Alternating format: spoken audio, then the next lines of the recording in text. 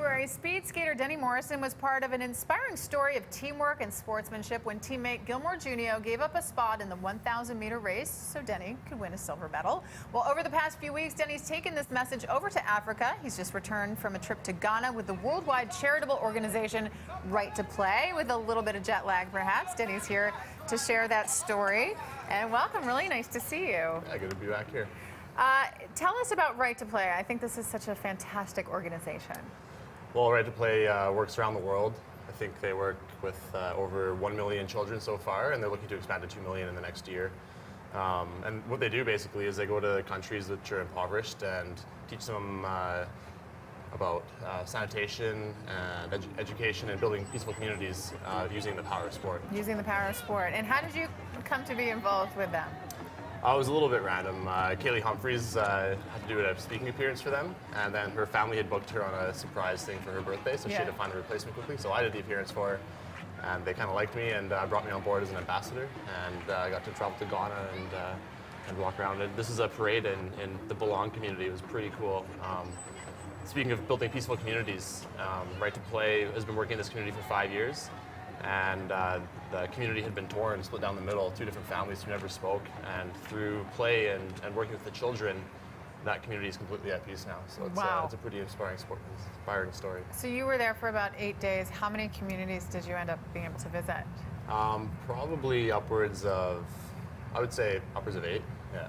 Okay. So a couple a day, but then we also visited the head offices and some of the government facilities there, and just kind of saw what Right to Play was doing at all the different levels. Mm-hmm. Is it easy at this point? I mean, you only got back a week ago. Can you sort of distill it into takeaways, or is it just too big to get into that? It was quite a perspective-building trip for sure. You know, you hear about Right to Play, and I thought I would go there and hopefully inspire some kids to stay in school and wash their hands or whatever. But you come away and you see these kids, and you'd be hard pressed to find any kid crying. I saw one 2-year-old step on a thorn bush, almost cry. And then he just was like, oh, I gotta suck this up. And so, they're just so grateful for everything that they do have.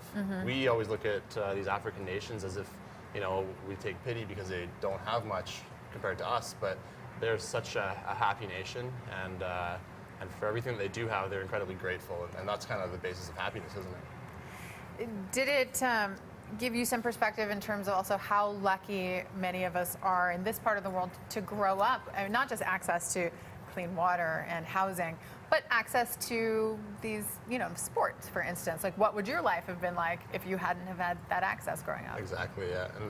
And that's something that my parents, I guess, saw as a benefit when I was a kid, was just the power of sport and what it can do for a person's life.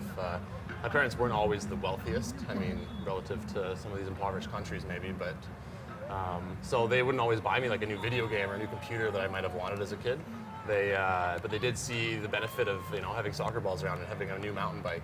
And as a kid, I was equally as happy to ride a mountain bike as I was to play a video game. I was like, why don't they buy me this new mountain bike, not a video game? And so growing up gained a little bit of inspiration, a little bit of perspective on that as well.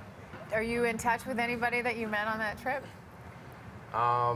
Or are you able to stay in touch with some of the communities? I got a few cards of some of the community leaders and stuff like that. Yeah. And it's pretty neat. Actually, that Belong community, the one that's at peace now, with every community we visited, we'd sit down with them after and ask them, what else can we do for you? What else do you guys need? And usually they ask for, additional support or money or this or that.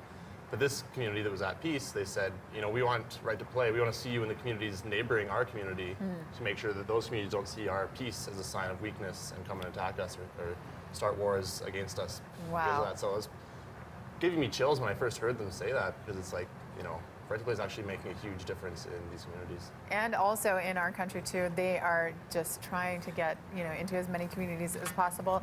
You make a great ambassador. Are you training? I can't let you leave without asking you that question. Yeah, I'm actually training for cycling right now. So I've been in a few races. I've won a couple, but haven't won them all. But I haven't won all my speed skating races either, have I? So. All right, Denny Morrison putting the rest of us to shame. Thanks so much for joining us today.